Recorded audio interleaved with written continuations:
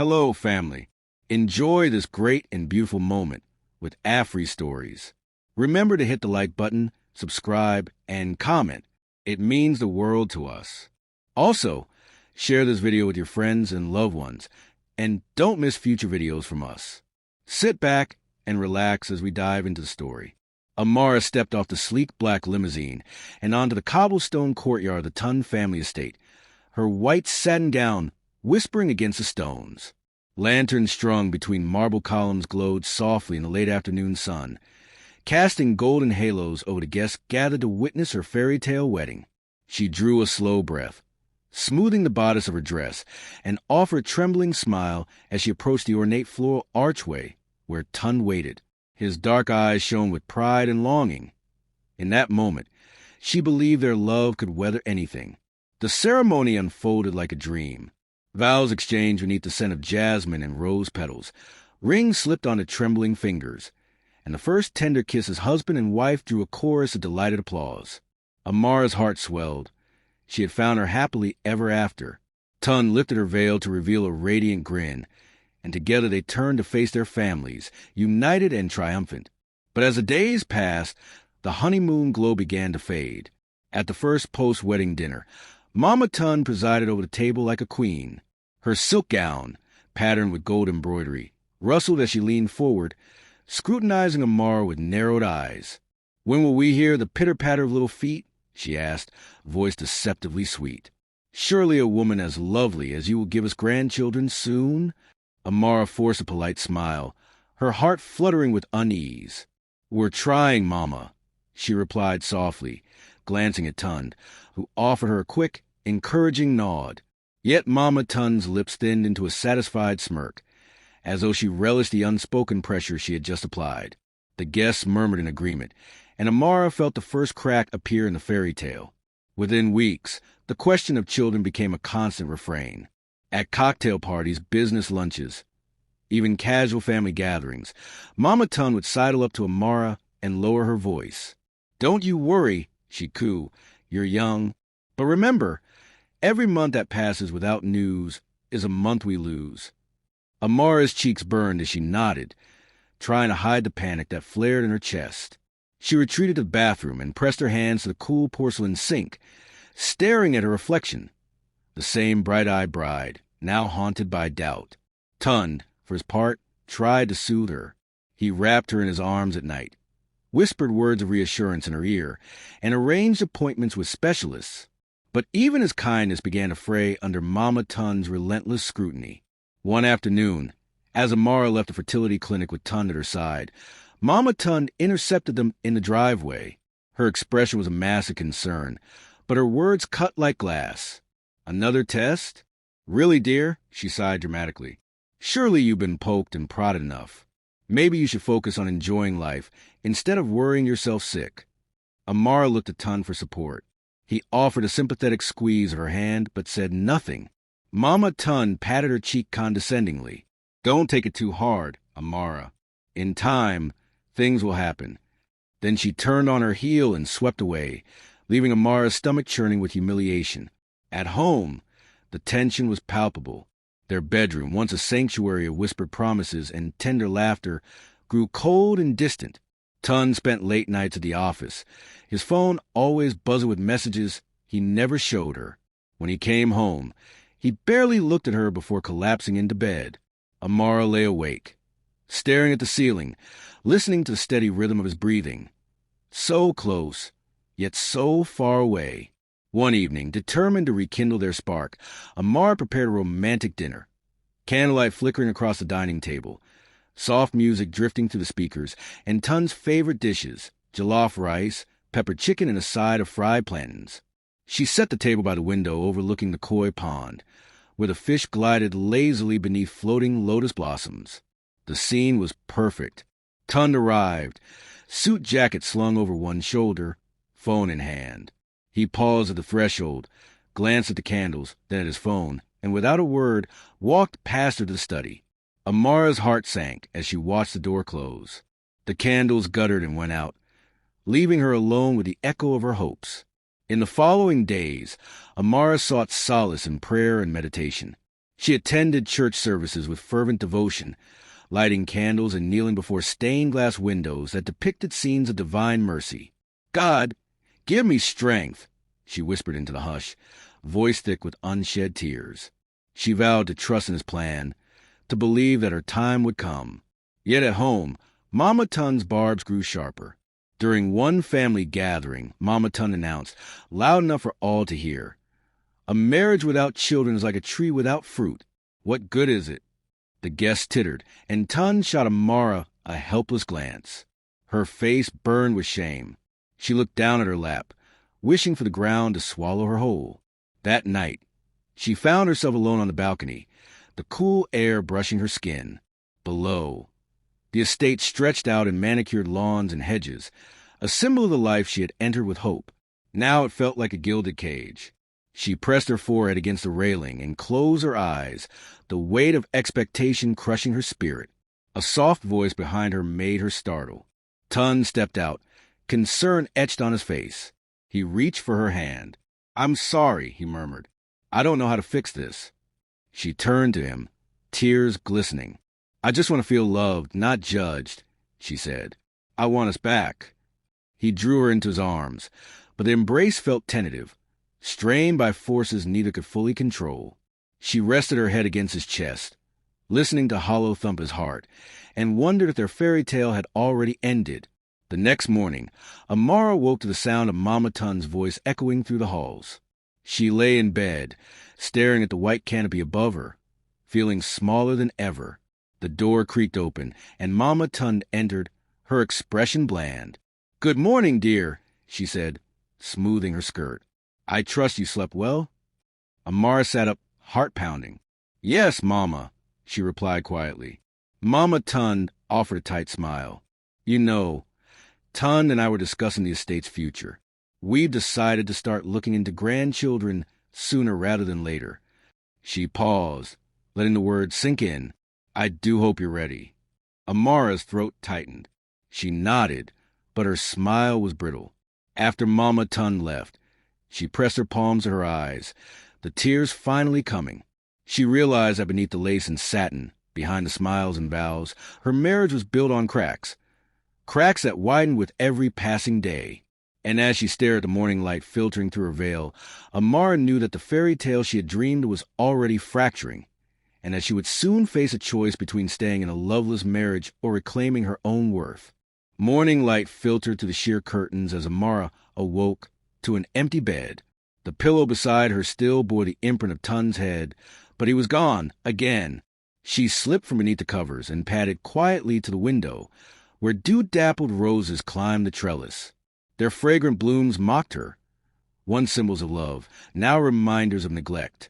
Downstairs, the grand dining hall lay silent. Amara poured herself a cup of tea and settled at the long mahogany table, its polished surface reflecting the morning sun. A single place setting faced her. Tun's spot remained untouched. She sipped the steaming liquid, trying to coax warmth into her limbs and courage into her heart. She left a note on his charger. "Hope you slept well. Breakfast is on the table." Then she retreated to the garden, seeking solace among the hibiscus and bougainvillea. The air was cool, birdsong drifting on the breeze. Yet even nature's gentle lullaby failed to soothe her restless mind. By midday, Tun still had not returned. Amara busied herself with chores, organizing guest linens, straightening the library shelves, and watering the orchids in the conservatory. Each task was a distraction from the emptiness gnawing at her. At precisely 3 o'clock, she checked her phone. No missed calls, no unread messages. She pressed her thumb against the screen as though willing it to buzz. When the study door creaked open, she jumped. Tun entered, face flushed, cologne masking a faint scent of something. Coffee, perhaps, or another woman's perfume. He avoided her eyes as he dropped his keys onto the desk. "Good afternoon," she ventured, voice tentative. He nodded curtly. "I'm busy." Without another word, he strode past her, disappearing into the library. Amara's chest tightened. She followed him into the library, where rows of leather-bound books lined the walls. He sat at the large oak desk, opened his laptop, and resumed typing as though she did not exist. She cleared her throat. Dinner tonight? I made your favorite. His fingers paused over the keys. He glanced up, expression unreadable. I have a meeting. She swallowed hard. At 7? Later. He looked back at the screen. The click of keys resumed. Amara's throat burned. She turned and fled the room, tears stinging her eyes. She retreated to the solarium, where sunlight pooled across marble floors. There, she sank to the ground, cradling her knees. Each breath felt like a struggle. She had tried. Candlelit dinners, heartfelt letters, silent prayers. Yet nothing reached him. That evening, she set the table with fine china and crystal. A single candle flickered in the center, its flame wavering. She plated the jollof rice and succulent chicken she knew he loved. She arranged a vase of fresh lilies, their white petals unblemished. Then she waited, heart pounding. At 8 o'clock, she heard footsteps on the marble stairs. Her heart leaped. Only to sink when Tunde appeared, coat in hand, eyes glazed. He glanced at the table, then at his watch. "I'm going out," he said, voice flat. Amara's hands clenched into fists. "You never even tried it," she whispered. "You didn't even sit down." He sighed. "I'm not hungry." Her voice rose despite herself. "Is there something else I could do? Anything to get you to—" He cut her off. "I don't owe you an explanation." He turned away and left. The door clicked shut and the candle guttered out. Alone again, Amara pressed her hands to her face. She slid to the floor, letting her tears fall freely. She realized that love, once a roaring flame, had dwindled to a dying ember. She whispered into the emptiness, "I can't do this anymore." Days blurred into weeks. Tunde's absence became routine. Late nights at the office, weekends spent networking. Mornings too early to catch him before he left. Their shared home felt vast and empty. Amara wandered its halls like a ghost, searching for the warmth that once defined her marriage. She reached out to friends, but they were busy with their own lives. Baby showers, promotions, vacations. Each invitation reminded her of what she lacked. She stopped returning calls. She stopped answering the door. She stopped hoping. One evening, she returned from a charity event to find Tunde's study door ajar. A faint light spilled into the hallway. Curiosity and dread warred within her. She stepped inside. The desk lamp illuminated a single envelope. Her name scrawled across the front in Tunde's handwriting. With trembling fingers, she opened it. Inside lay a letter, folded neatly. She unfolded it. "Amara, I know things have been hard. I don't know how to fix us, or if it's even possible anymore. But I can't keep pretending nothing's wrong. I'm sorry for shutting you out. I need time to think. Alone." Her eyes burned as she read the words again. An apology, but also a confession of his distance. A request for time alone. Her heart fractured further. She pressed the letter to her chest, rocking on her heels, tears slipping down her cheeks. That night, sleep eluded her. She lay awake, listening to the hush of the house, broken only by the distant hum of traffic. Memories of their wedding day flashed through her mind.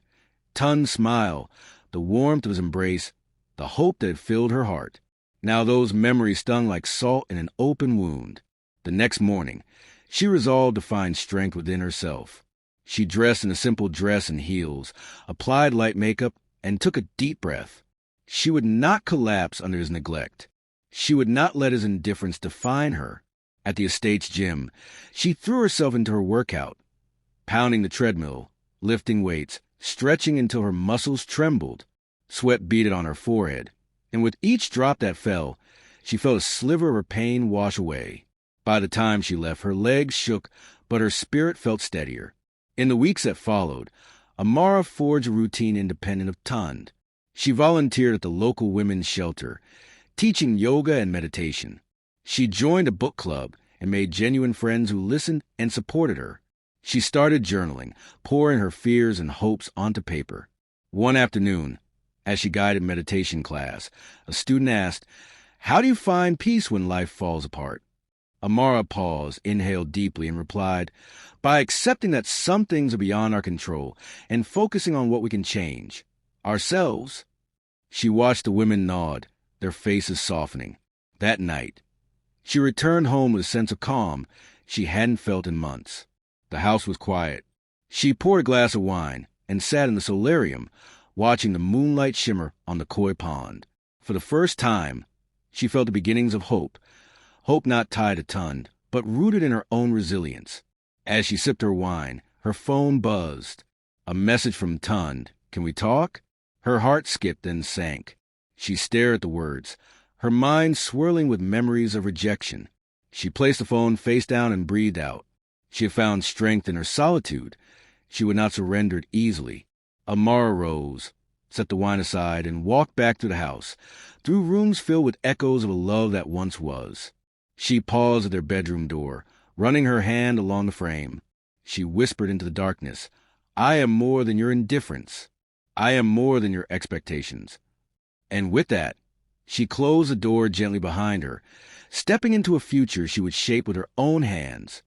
One breath, one choice, one silent victory at a time. Morning sunlight slanted through the plantation shutters, painting stripes across the polished mahogany floor. Amara awoke to the heavy quiet of the estate, a silence that pressed on her chest like a vice. She slid out of bed, careful not to disturb the empty space beside her, and moved through the room toward the wardrobe. In the mirror, she studied her reflection, eyes rimmed pink, lips set in a firm line. Today, she vowed, would be different. She dressed in a tailored cheap dress, soft ivory to match her resolve, and slipped into low heels. In the hallway, the portrait of her wedding day loomed, a radiant bride and smiling groom, forever frozen in time. Amara paused before it, fingertips grazing the gilded frame. She remembered how hope had glowed in her chest then, untainted by disappointment. Now that glow had dimmed to embers. Downstairs, the grand foyer echoed with her footsteps. She paused outside the dining hall, listening. Voices drifted out. Mama Tunde's sharp laughter, Tunde's softer chuckle. Amara's heart hammered. She opened the door. The table was set for brunch. Fine china, crystal goblets, a silver platter of pastries. Mama Tunde sat at the head, her back perfectly straight. Tunde reclined beside her, newspaper folded on his lap. Across from them, Tunde's business partner, Mr. Adeyemi, sipped coffee. The moment Amara entered, the conversation paused. "Mama," she greeted, forcing warmth into her tone. "Good morning." Mama Tunde offered a slow, tight smile. "Good morning, dear. Please sit." She gestured to the empty chair. Amara complied, sliding into the seat. She folded her hands in her lap and looked between her husband and mother-in-law, seeking some flicker of affection. Instead, she found curiosity and judgment. Mr. Adeyemi cleared his throat. "Congratulations again on the new merger, Tunde. I hear the presentation went well." Tunde nodded absently. "Yes, very well." Silence settled. Amara sipped her tea, the porcelain cup cool against her lips. She glanced at the croissants, then back at Mama Tunde, whose expression was unreadable. Finally, Mama Tunde broke the hush. "Amara, darling, have you considered trying that new specialist in Lagos? I hear he's very thorough." Her tone was honeyed, but the underlying bar was clear. She still blamed Amara for their childless state. Amara's throat tightened. She lifted her chin. "We've tried multiple specialists, Mama. Tunde and I are exploring all options." Mama Tunde's smile sharpened. "Of course. But time is precious, dear. We wouldn't want you to miss your chance." She tapped her manicured nail against the rim of her goblet. At that moment, the kitchen door opened, and a maid set a plate of eggs Florentine before Tunde. He thanked her absent-mindedly and tore into the dish. Amara watched, feeling invisible. She picked at a scone, its sweetness curdling on her tongue. Then Mama Tunde leaned forward, voice low but carrying. "You know, dear, a woman's worth is measured by the children she bears. Without grandchildren, Tunde's legacy stops with him." A gasp escaped Amara's lips. Mr. Adeyemi stiffened, and even Tunde paused mid-bite. Amara's hands trembled. She clenched her napkin, knuckles white. I beg your pardon?"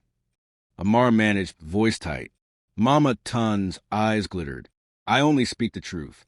A family without children is incomplete. Everyone knows that. Tunde swallowed, setting his fork down. Mama? But Mama Tunde held up a hand. Let me finish.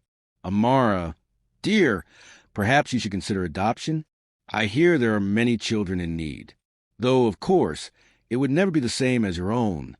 The room fell deathly silent. Amara's pulse thundered in her ears. She pushed back her chair, so abruptly it scraped the floor. The scone slid from her plate.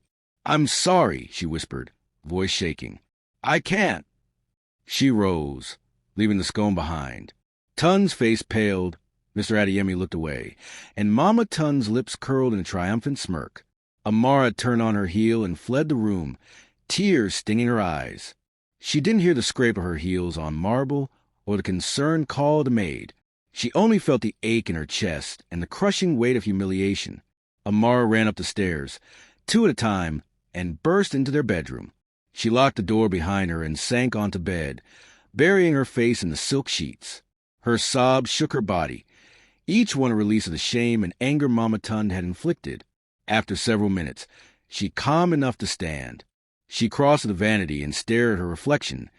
Tear-streaked cheeks, mascara clumped beneath her eyes, lips trembling. She splashed cold water on her face, blotting it with a towel until the tears subsided. Then she noticed it. The wedding ring on her finger, the symbol of a union that had once promised love and partnership. She slid it off and placed it on the vanity. Her hands trembled as she stared at the gold band, its surface unblemished, mocking her pain. Amara sank to the floor and wrapped her arms around her knees. She thought of the vows she had taken, to love and cherish, in sickness and in health, for better or worse. Yet here she was, unloved and shamed. She thought of the days when Tunde's embrace had been a sanctuary. Now it was a cage. She thought of Mama Tunde's words, each one a blade carving away at her spirit. Her phone buzzed on the bedside table. She ignored it. Another buzz. She reached over and saw Tunde's name. Guilt pricked her heart.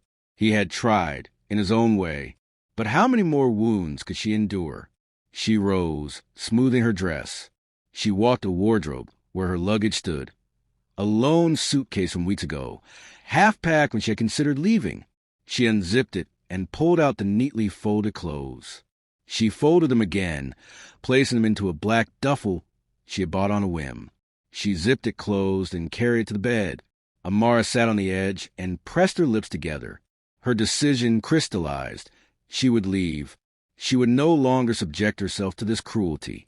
She would reclaim her dignity.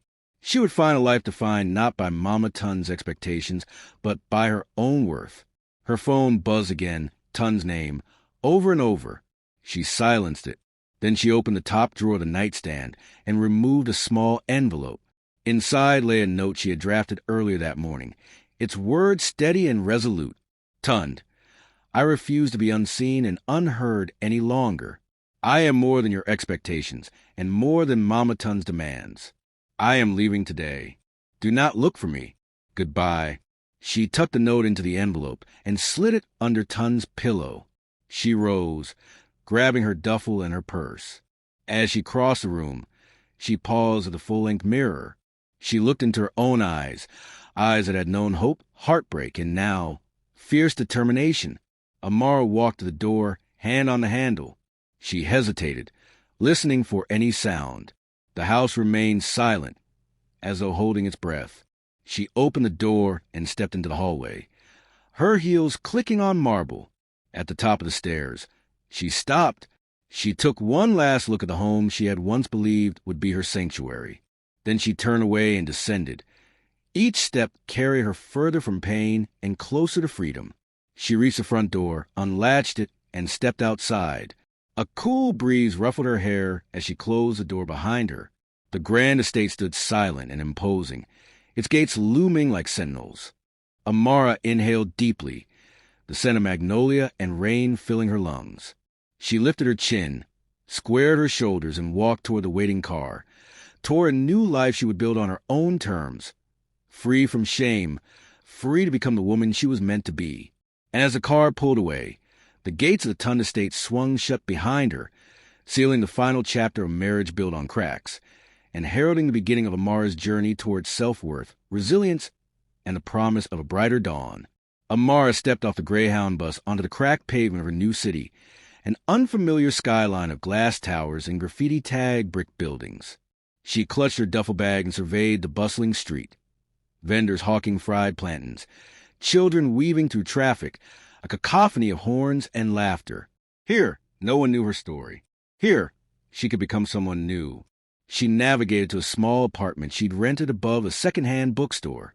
The stairs were steep and narrow, but at the top, the door swung open onto a sunlit loft.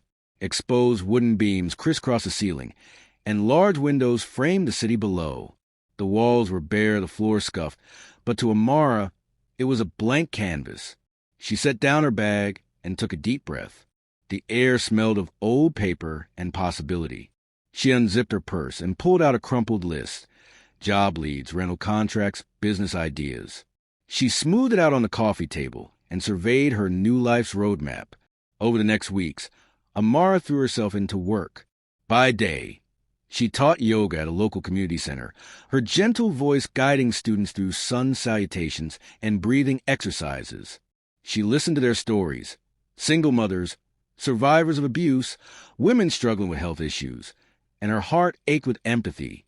By night, she attended business workshops at the downtown library, learning about entrepreneurship, marketing, and nonprofit management. One evening, after a particularly inspiring lecture on social enterprise, Amara sat in her loft and stared at the white walls.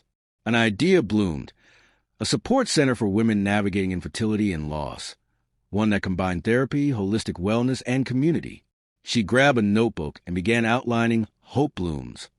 Counseling rooms, meditation spaces, a support group library stocked with resources and journals.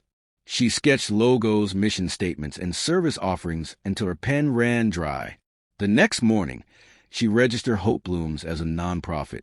She secured a tiny storefront on a quiet side street. 2 rooms, a reception area, and a kitchenette. The rent was modest, and the landlord, a kindly older woman named Mrs. Patel, offered to repaint the walls and install shelves. Together, they chose a soothing palette of pale greens and lavender. On opening day, Amara stood behind the reception desk, her heart pounding with anticipation. A dozen women trickled in, some tentative, some desperate, some hopeful. She greeted each by name, offering herbal tea and warm smiles. In the counseling room, she led the first support group, women sharing tears, stories of loss, and the weight of others' expectations. When the session ended, they lingered, hugging one another. Amara realized this was her purpose, to transform pain into solidarity. Months passed. Hope Blooms thrived. Amara hired a part-time therapist, a nutritionist, and a yoga instructor. She organized workshops on fertility awareness, stress management, and self-care. The storefront windows displayed empowering quotes. "Your worth is not defined by a test result." Local newspapers ran features on her work, calling Hope Blooms a beacon of compassion for women in need.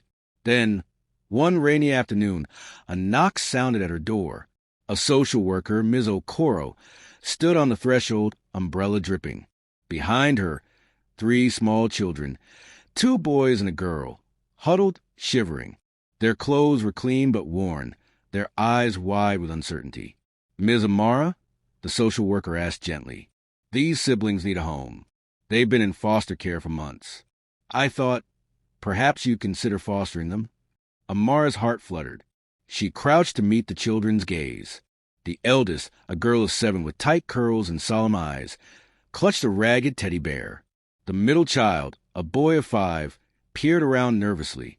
The youngest, a toddler, clung to his brother's leg, his lip trembling. She swallowed hard. "Can I meet them?" Over the next hour, Amara learned their story. Abandoned at birth, shuffled through foster homes, longing for stability. She watched as the children tentatively reached for her hand, then retreated. But when she offered them juice and cookies, the youngest toddled forward, accepting the glass with a grateful smile. That evening, as rain tapped the windows, Amara sat with a social worker in her office. "I'd like to foster them," she said softly. "I want to give them a family." The social worker smiled, relief shining in her eyes. They'll be lucky to have you. Days later, Amara brought the children home. She prepared their room. Bunk beds with colorful quilts, shelves stocked with storybooks, stuffed animals perched on every surface. She showed them the living area. Plush sofa, framed photos of Hope Bloom's events, a large area rug perfect for play. She laid out plates of jollof rice, beans, and sweet plantains, comfort food to soothe anxious hearts. At dinner, the children sat around a table, awkwardly clutching utensils. Amara watched as they hesitated, then tasted the food. Their eyes lit up. The girl smiled shyly and said, "Thank you, Auntie." Her voice was small, but the gratitude in her eyes was immense. Amara felt tears prick her own. "You're welcome, my loves," she replied. "Welcome home." That night, she tucked them into bed, reading bedtime stories until their eyelids drooped. When she turned off the light, the girl whispered, "Mommy?"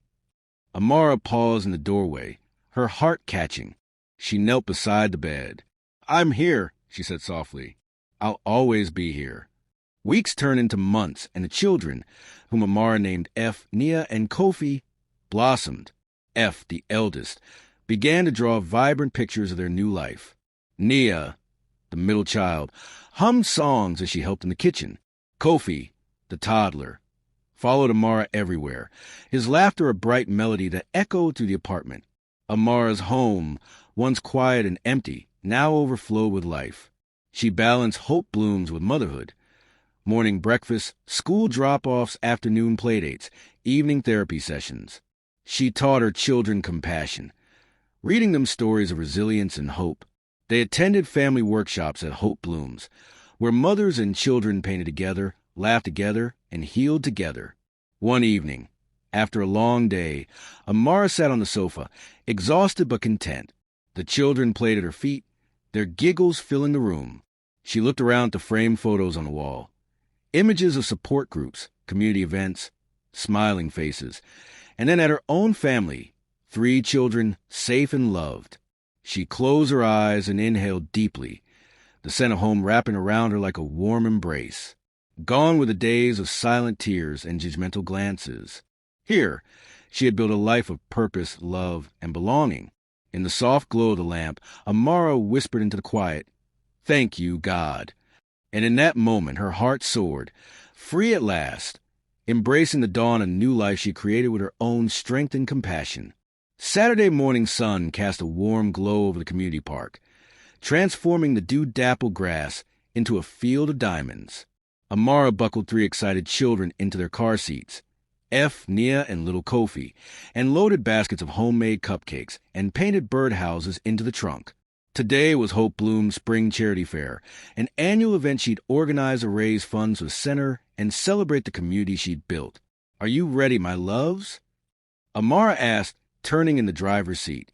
"Ready," chorused her 3, faces bright with anticipation. She smiled and pulled out onto the street, the minivan humming with laughter and sibling banter. F held a stack of pastel-painted birdhouses, her art project affair, while Nia balanced a tray of vanilla cupcakes topped with sprinkles, and Kofi clutched a red balloon tied to his wrist. Their energy was contagious.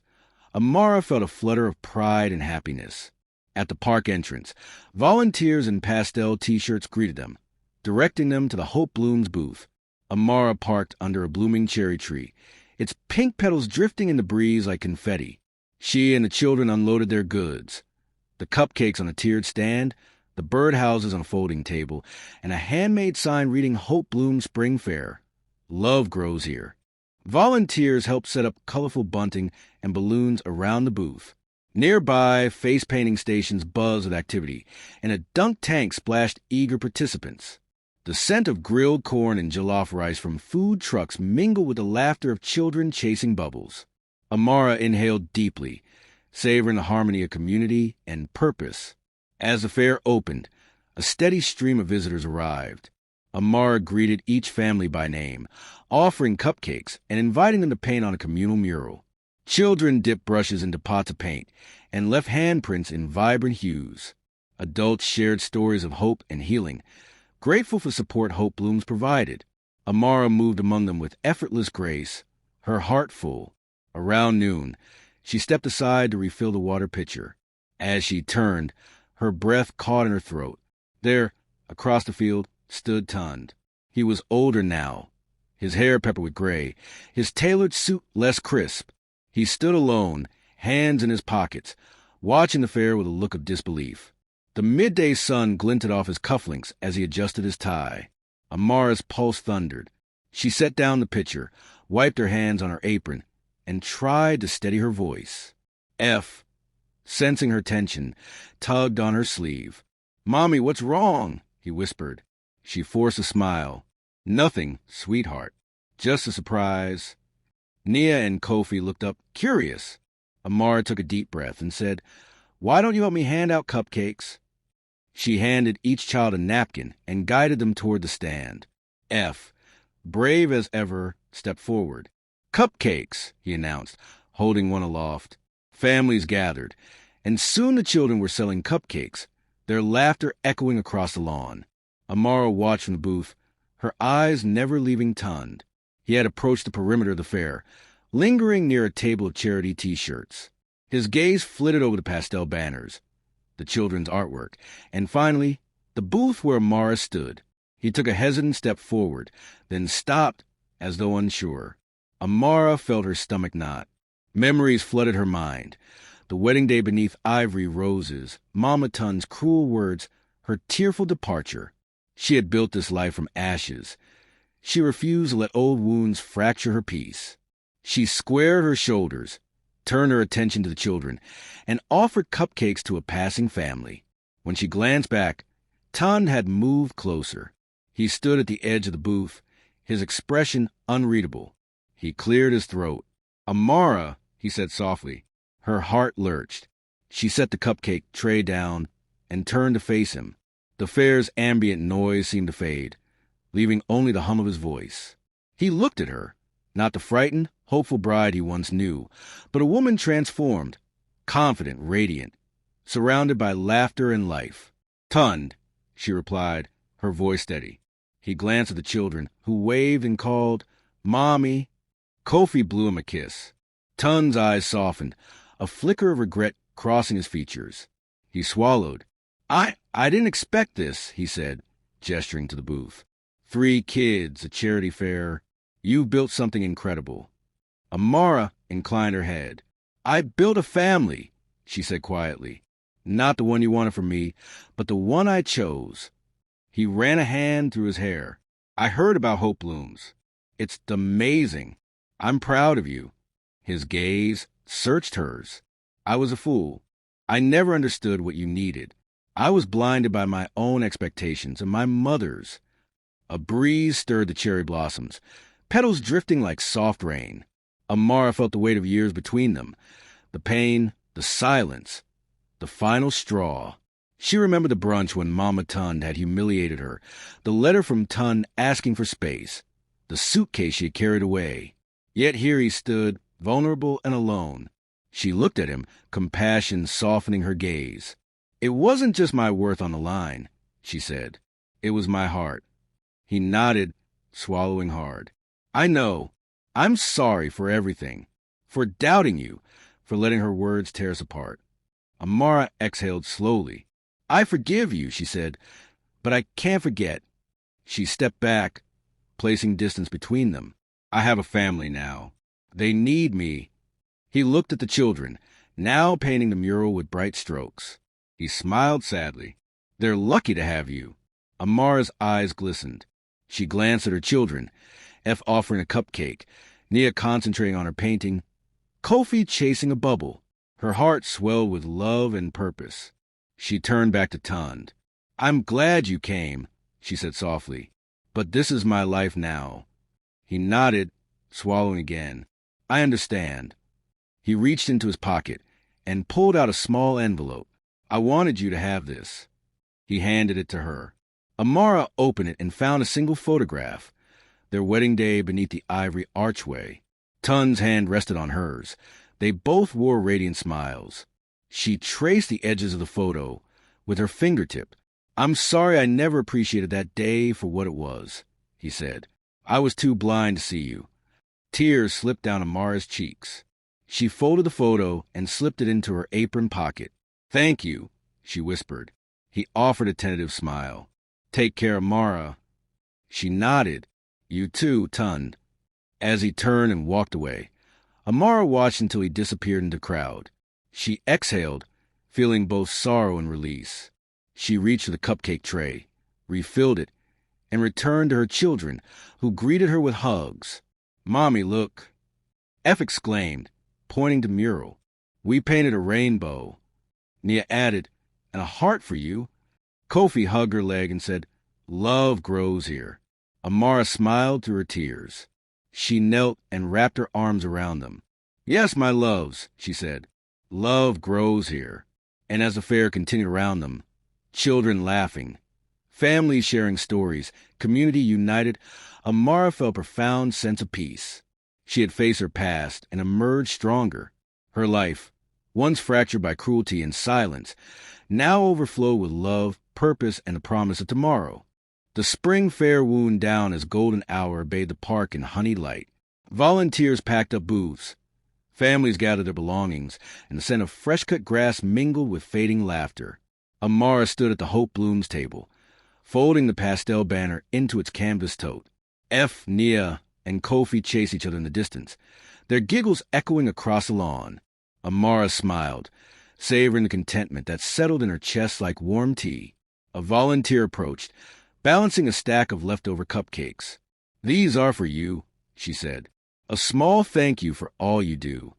Amara accepted the plate gratefully and tucked it into the tote. "Thank you," she replied. "Your help made today possible." As the sun dipped lower, casting long shadows, Amara gathered her children. "Time to head home, my loves," she said, wiping a stray curl from Nia's forehead. They raced back to the minivan, backpacks bouncing on their shoulders. Amara secured them in their seats, buckled Kofi's harness, and slid into the driver's seat. She started the engine, the radio softly playing a cheerful tune. As she backed out of the parking spot, her eyes flicked to the field one last time. That's when she saw him, Tunde, standing at the edge of the park, silhouetted against the setting sun. His posture was hesitant, shoulders hunched, hands shoved into his pockets. Her breath caught. She paused, hand on the gear shift, and watched as he stepped forward, making his way toward the car. The children noticed too. "Mommy?" F asked, peering through the rear window. "Is that the man from the fair?" Amara's heart thumped. She met his gaze in the mirror. The same dark eyes she once adored, now shadowed with regret.